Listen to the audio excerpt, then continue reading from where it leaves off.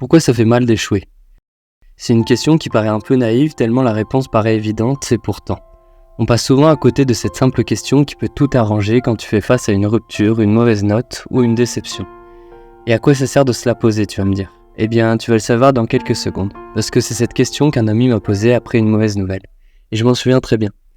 C'était le 3 août 2023, il était 21h, et nous étions allongés sur la plage. L'air était doux et agréable, parfait pour de merveilleuses discussions profondes.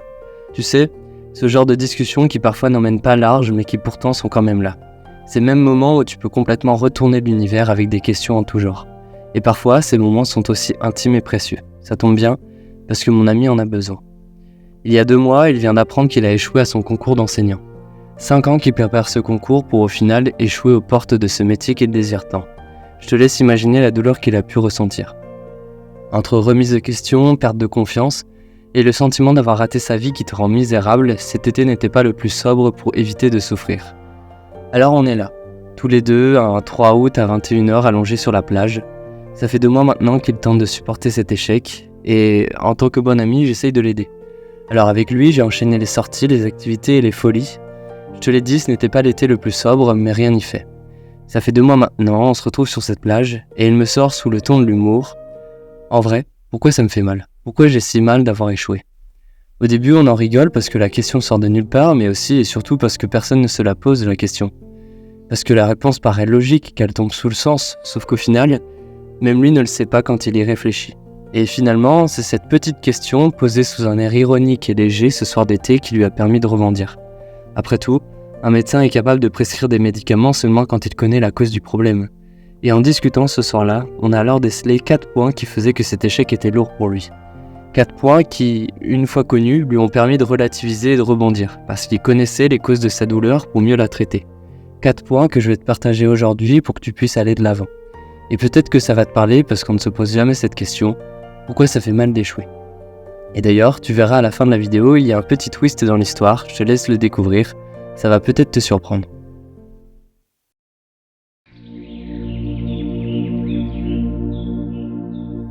On est toujours allongé avec mon ami et devant cette question naïve et innocente, il me répond.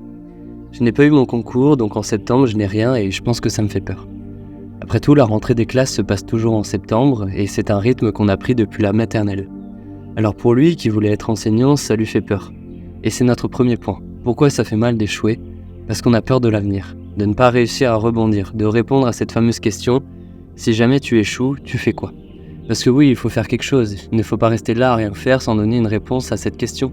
Sauf que tu es plongé dans le brouillard, un brouillard si épais que tu n'aperçois aucune route ni chemin. Et ça fait peur.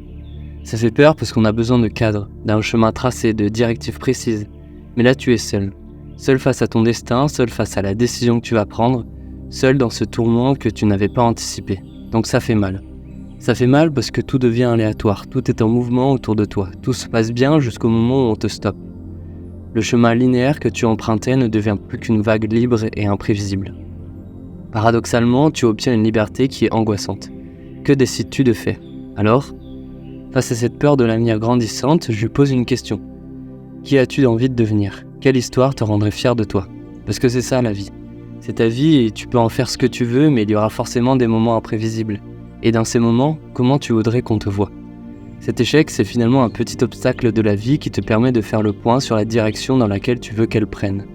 C'est angoissant parce que tu as trop de liberté, mais c'est souvent dans ces moments que tu peux réfléchir au sens que tu as envie de donner à ta vie et à ton avenir. La peur de l'avenir, voilà un beau point que tu peux noter, mais surtout, note que finalement cette peur surgit uniquement parce qu'on a l'impression que notre vie ressemble à un train posé sur des rails, avançant sans se préoccuper de la direction puisqu'il n'y en a qu'une. C'est rassurant, mais peut-être que ce n'était pas la bonne direction. Alors l'échec vient simplement te tester pour savoir si tu veux vraiment prendre cette direction ou non.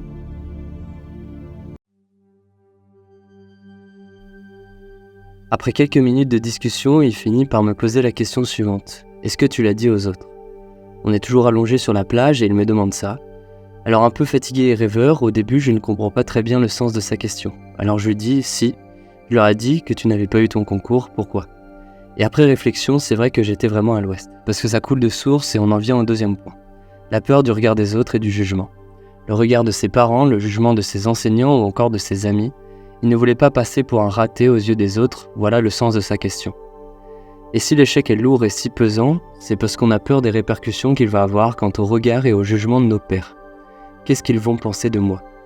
Alors souvent on est dans le déni, on bombe le torse en faisant mine que rien ne nous affecte, histoire de sauver notre honneur devant les autres, mais surtout pour se prouver à nous-mêmes que tout va bien.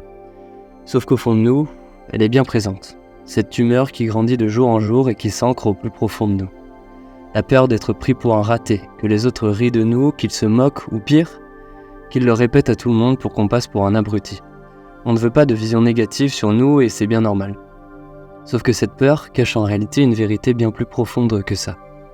Comme si chaque personne qu'on croisait dans la rue était un simple miroir reflétant notre propre personne avec nos pensées. Parce que oui, et note-le, c'est important, si tu as peur du regard des autres, ça signifie simplement que tu as peur que tout le monde pense comme toi vis-à-vis de toi-même.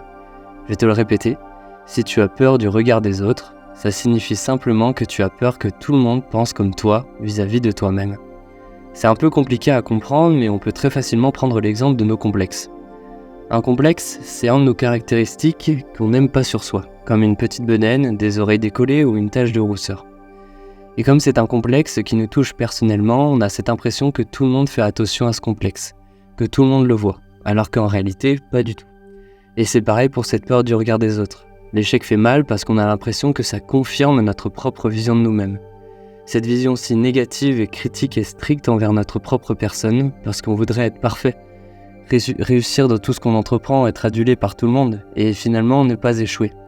Sauf que tu vas forcément tomber un jour ou l'autre, comme tout le monde. Et si tu as peur que tout le monde pense que t'es un raté, ça signifie simplement que toi-même tu le penses. Voilà pourquoi l'échec fait mal. Ce n'est pas le regard des autres en réalité, mais plutôt ton propre jugement de toi-même dans cette situation. Avant de passer au troisième point, j'aimerais savoir si les premiers points que j'ai cités te parlent, s'ils résonnent en toi. Et si c'est le cas, n'hésite pas à me le partager en commentaire, à mettre un like et à t'abonner pour faire en sorte que cette thématique si mal vue en France change de perception à travers ce prisme. Je t'en remercie et on passe tout de suite au prochain point. Avec mon ami sur cette plage, finalement on discute beaucoup.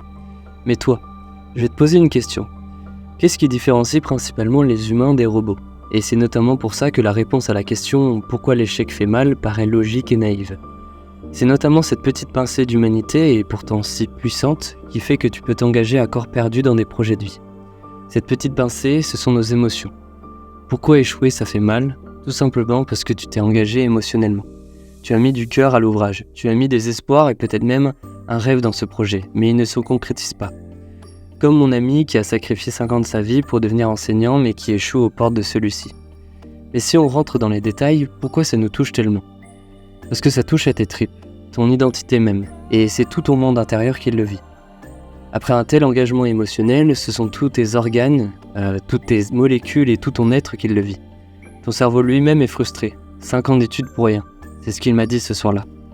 Et au final, peut-être que ce point paraît inutile ou logique, mais pourtant c'est le plus douloureux, parce qu'il n'y a pas de solution miracle. Il n'y aura aucun mot qui suffit pour détendre ton esprit, ta frustration et ta tristesse, parce que c'est émotionnel. Alors si tu m'écoutes et que tu te retrouves dans cette situation, ce n'est qu'une question de temps. Une question de temps avant que tu te remettes en selle, avant que cette ébullition volcanique se calme à l'intérieur de toi, avant que la solution à tes maux apparaisse. Mais pour ça, il faut aussi faire face au dernier point que je vais te citer. Dans son livre « Les vertus de l'échec », Charles Pépin énonce cette phrase qui a résonné en moi. Nous confondons l'échec de notre projet pour celui de notre personne. Ce qu'il veut dire derrière ces mots, c'est que l'échec de ton projet ne définit pas l'échec de ta personne. Et on en vient au dernier point de la vidéo, le poids de la comparaison. Style vestimentaire, notes scolaires, sans oublier l'engouement des réseaux sociaux, on se compare tout le temps. L'avarice prend le contrôle pour se sentir mieux que les autres. Plus beau, plus fort, plus intelligent. On se compare tout le temps et à force de se comparer, on commence à se créer une image sociale dans notre tête. Cette image sociale, c'est comme une bulle protectrice. Un dôme confortable et douillet qui nous permet de ne pas être en proie aux autres, de ne pas être vulnérable, de se sentir au top de sa forme à chaque fois. Mais quand il y a échec, c'est une tempête qui s'engouffre à l'intérieur de nous. Notre petite bulle éclate sous l'impact de cet échec imprévisible. Il se passe quelque chose de différent et de brutal, alors, privé de notre bulle, on se retrouve en proie face aux autres. On va sur les réseaux et tout de suite n'est plus la même histoire. On a l'impression d'être moins bien, d'être stupide ou incapable, Et le plus comique dans tout ça, c'est que tout le monde partage son plus beau jour, son plus bel angle, sa plus belle réussite, qui au passage n'est que superficielle.